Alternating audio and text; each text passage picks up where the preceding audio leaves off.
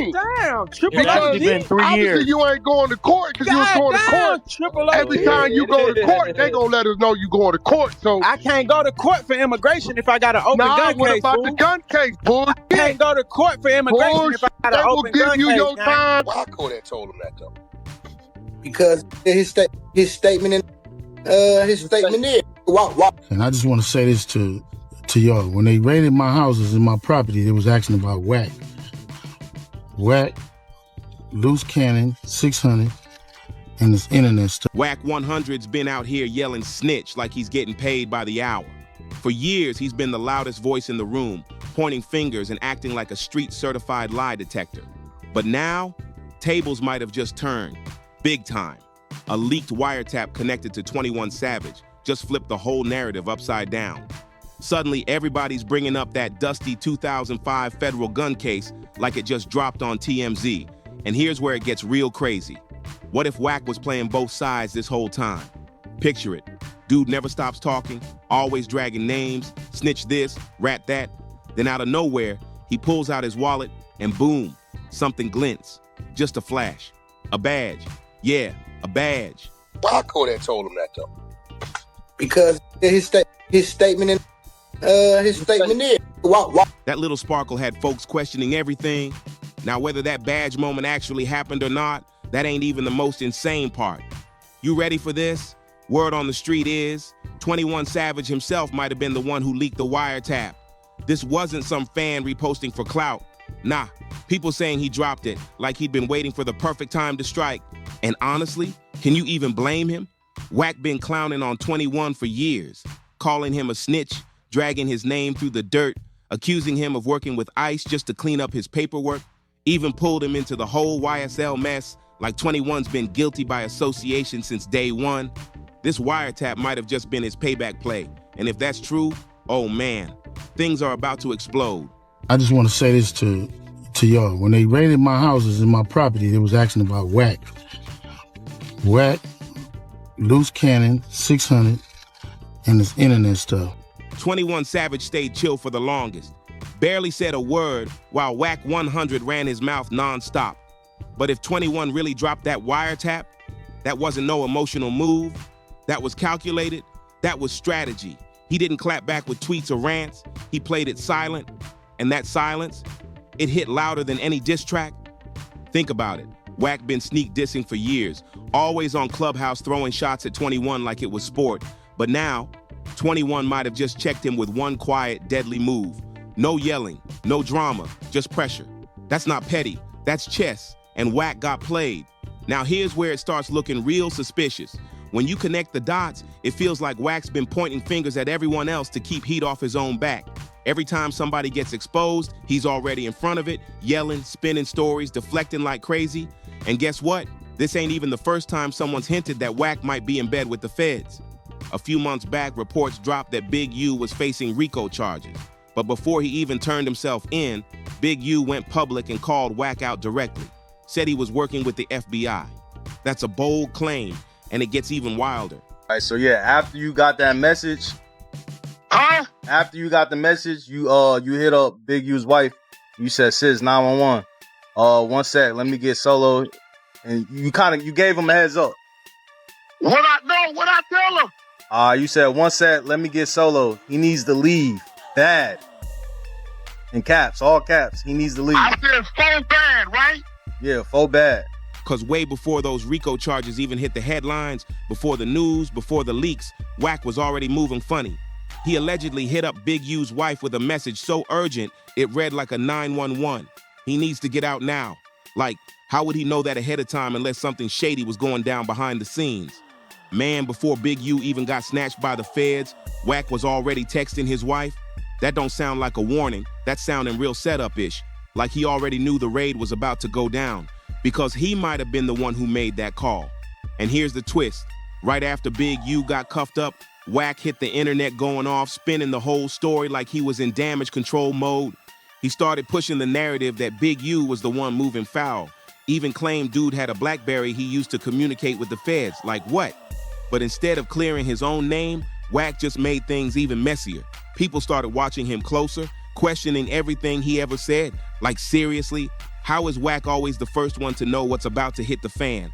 He's always dead center in the drama, but somehow never catches the flames. Going through it. I said, yeah, I don't know nothing about this. He said, man, y'all too tight. I see Big U's signature.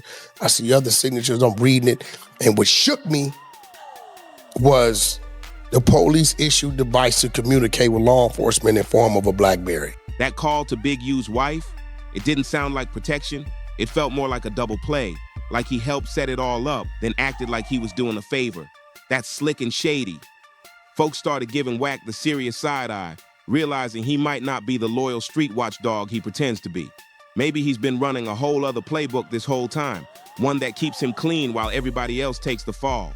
And now, all these questions people got, they ain't new. This rabbit hole goes way back. We're talking 2005 type of history. Wack 100 and his brother got pulled over in Texas. Nothing wild at first, just speeding.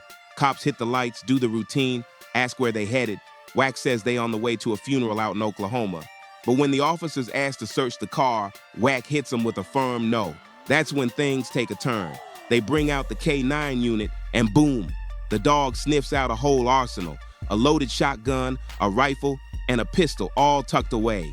Now here's where the red flags start waving. Wack and his brother, both already convicted felons. That right there should have been an instant trip to federal court. No excuses. Getting caught with loaded weapons as a felon ain't no small-time traffic stop. It's automatic prison time. Careers get shut down overnight off charges like that. But somehow, Wack made bail same day and flew back to LA like it was just another layover. Nah, that don't add up. Then 2 whole years pass. Crickets. No court dates, no trial updates, nothing. And then out of nowhere, the entire case just disappears. Dismissed. And not because of lack of evidence, not because of some legal technicality. The official reason, in the interest of justice. Now hold up. Anyone who knows how the system really moves knows that phrase ain't normal. Judges don't just toss gun charges on convicted felons out of goodwill. Interest of justice usually means one thing. Somebody gave something up. Wack tried to clean it up later, saying the case got tossed because the search was illegal. But court docs told a different story. Ain't a single word in those records about the search being bad. That excuse? Straight cap. So now everybody's wondering, how did Wack walk from that like it was nothing? Who helped him skip those charges? Or better yet, what did he give up to make it all disappear? The case? Dismissed? No headlines, no trial, no explanation, just vanished. Clean cut like it never happened. But here's the part that really makes people raise eyebrows. The timing. That's where it gets real sketchy. Just a couple years later, Suge Knight, Wack's old boss from the death row days, started catching serious heat from the feds. According to The Hollywood Reporter, Suge's name showed up in a gang injunction.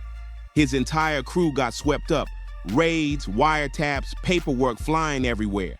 Names were dropping left and right, and they weren't just rumors. It was in black and white, but somehow, Wack 100, not a single mention. Now how does that even make sense? Wack was running in those same circles. Suge's people got blitzed, and Wack came out looking squeaky clean, ghosted from the paperwork like he never existed. Then came that wild kidnapping case tied to Shaquille O'Neal involving the Main Street Crips. Court transcripts started floating around, and guess what name showed up in the mix? Someone called back, making shady calls and leaving messages. Word in the streets? Back was just Wack 100 using an alias. Folks been whispering that for years. But now with all these dots connecting, it's looking real possible. Now fast forward to today, Wack's everywhere online, pointing fingers at everybody. Gunna, BG, Brick Baby, 21 Savage, even Jay Diggs. He's out here like he's the self-declared judge of the streets, handing out verdicts, deciding who's real and who's not. But let's keep it all the way real. That 2005 gun case, it does not line up with the image Wack's trying to sell. You don't just walk away from a federal case as a convicted felon carrying 3 loaded illegal firearms, unless you got some unbelievable luck or a deal that nobody's talking about. Or maybe Use some time. I don't know, 24 hours, 12 hours, 5 hours, 6 hours, 1 hour. I don't know. I'm gonna give you some time though, Gunna, for you to go ahead on and confess. he handed over something real valuable to walk free. Now here we are, almost 20 years later, and boom, a new video pops up. What do people catch? A police ID flashing out of Wack's wallet. That one split-second moment brought everything back. Not just the badge, not just the whispers, but the one question nobody's ever answered. What did Wack give up to get off that easy? And that's the crazy part. Wack built his entire image on one word, snitch. That's his brand. Every time a rapper gets locked up or cops a plea, he's the first one on Clubhouse screaming they folded. He did it with Gunna too. Claimed he had a whole 2-hour interrogation video. Said if Gunna didn't come clean, he was gonna leak it to the public. But did he ever drop the tape? Nope. He just kept talking. Loud, reckless, and empty-handed. Then he tried the same move on BG, a man who already sat down for over 10 years. Wack started claiming BG snitched, but once again never showed a single piece of paperwork. Zero proof. And get this, BG's own former cellmate even came forward saying plain and clear, BG never folded, not once. But Wack didn't stop. He kept running that same tired play, pushing fake narratives like he had receipts when he really had nothing. To folks just skimming headlines, it kind of worked. He looked like someone living by a street code, like he was the one keeping it real. But the people actually paying attention, they started connecting the dots real fast. The pattern became too obvious. Wack's loudest when it's time to accuse, but quiet when it's time to prove anything. Wack always gets the loudest when the heat's on him. The second pressure starts sliding his way. He deflects, starts pointing fingers, making noise, spinning the convo somewhere else. But here's the shady part. Wack records everything. Every conversation, every call, he's got that record button ready. And let's be real, that's not how solid people move. You don't press record on every single chat unless you plan to use it later, or worse, hand it off to someone behind the scenes. That's sketchy, period. And folks are finally catching on. Look at some of the rappers Wack dragged onto Clubhouse. They started talking wild, saying too much, and next thing you know, boom, charges.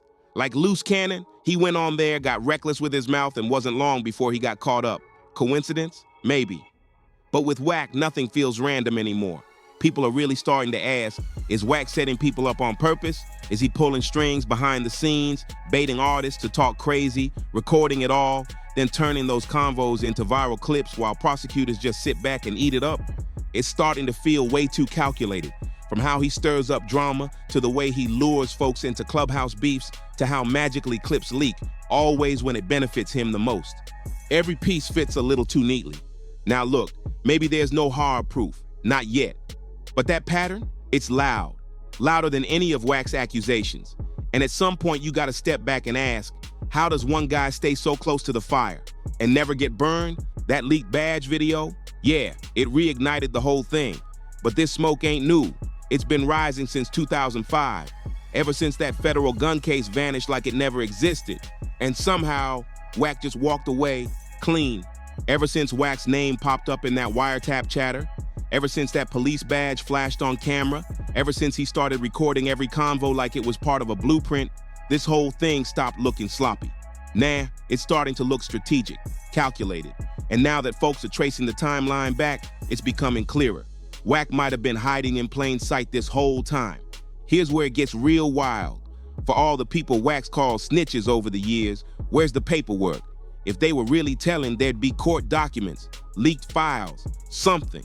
But every time you dig, the only name that shows up when charges vanish, when cases quietly disappear, is Wack's. So now the question ain't just, is he a Fed? It's deeper than that. What if he really is? What does that mean for everything we've seen play out over the years?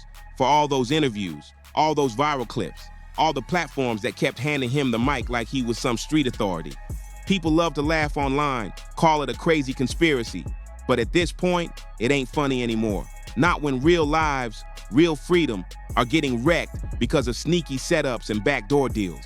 Wack's been the loudest voice in the room yelling snitch for years. But now, the streets are looking at him sideways, wondering if the loudest one in the room was mic'd up from the very beginning. Because if that's true, if Wack 100 was working from the inside this entire time, then this whole street game, everything we thought was real, it's been tainted for years. And here's the craziest part. Wack ain't ducking nothing. He's still out here, loud as ever, talking slick, stirring up drama, and acting untouchable.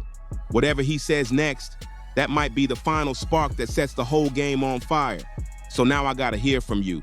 Do you think Wack's been playing both sides this entire time? Or is all of this just one big twisted coincidence? If you rocked with this breakdown, make sure you hit that like button, subscribe to the channel, and drop a comment with your thoughts. And don't forget to share this with somebody who needs to hear the real story. Catch you in the next one.